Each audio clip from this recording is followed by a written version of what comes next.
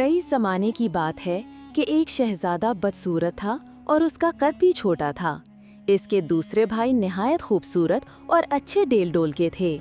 ایک بار بادشاہ سلامت نے اپنے بدصورت شہزادے کی طرف ذلت اور نفرت کی نظر سے دیکھا اور شہزادی نے اپنی ذہانت سے باپ کی نگاہ کو تاڑ لیا اور باپ سے کہا، اے ابا جان، سمجھدار ٹھگنا لمبے بے وقوف سے اچھا ہے۔ ضروری نہیں ہے کہ جو چیز دیکھنے میں بڑی ہے وہ قیمت میں بھی زیادہ ہو۔ دیکھیے ہاتھی کتنا بڑا ہوتا ہے مگر حرام سمجھا جاتا ہے، اور اس کے مقابلے میں بکری کتنی چھوٹی ہے مگر اس کا گوشت حلال ہوتا ہے۔ ساری دنیا کے پہاڑوں کے مقابلے میں طور بہت چھوٹا پہاڑ ہے، لیکن خدا کے نزدیک اس کی عزت اور مرتبہ بہت زیادہ ہے، کیونکہ حضرت موسیٰ نے اس پہاڑ پر خدا کا نور دیکھا تھا۔ کیا آپ نے سنا ہے کہ ایک دبلے پتلے عقل مند نے ایک بار ایک موٹے بے وقوف سے کہا تھا کہ اگر عربی گھوڑا کمزور ہو جائے تب بھی وہ گدھوں سے بھرے ہوئے پورے استبل سے اچھا اور طاقتور ہوتا ہے؟ اور شہزادے کی ایسی باتیں سن کر بادشاہ اور سب وزیر بہت خوش ہوئے اور شہزادے کی بات سب کو پسند آئی، لیکن شہزادے کے دوسرے بھائی جل رہے تھے اور رنجیدہ ہوئے۔ جب تک انسان اپنی زبان سے بات نہیں کرتا اس وقت تک اس کی اچھائیاں اور برائیاں ڈھکی اور چھپی رہتی ہیں۔ ہر جنگل کو دیکھ کر یہ خیال نہ کرو کہ وہ خالی ہوگا، تمہیں کیا خبر کہ اس میں کہیں شیر سو رہا ہے۔ میں نے سنا ہے کہ اس زمانے میں بادشاہ کو ایک زبردست دشمن کا سامنا کرنا پڑا۔ جب دونوں طرف کی فوجیں آمنے سامنے آئیں اور لڑائی شروع کرنے کا ارادہ کیا، جو سب سے پہلے لڑنے کے لیے میدان میں اترا وہی بدصورت شہزادہ تھا، اور اس شہزادے نے پکار کر کہا کہ میں وہ آدمی نہیں ہوں کہ لڑائی کے دن تم میری پیٹھ دیکھ سکو۔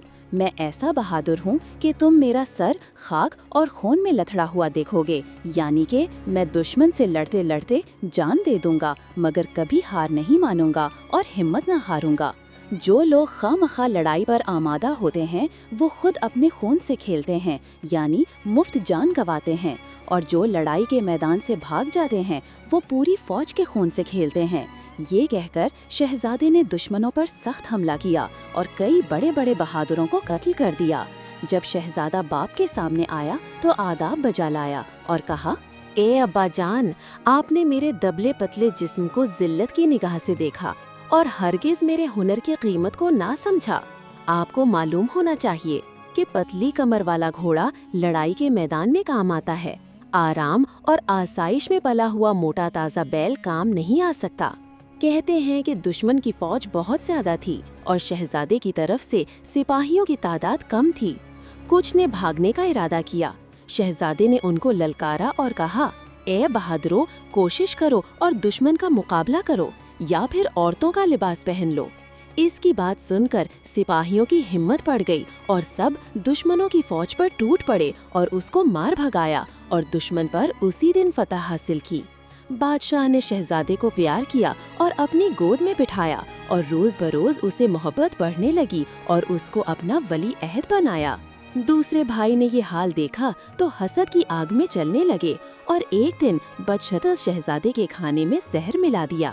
اس کی بہن نے کھڑکی سے دیکھ لیا اور شہزادے کو خبردار کرنے کے لیے کھڑکی کے دروازے زور سے بند کیے۔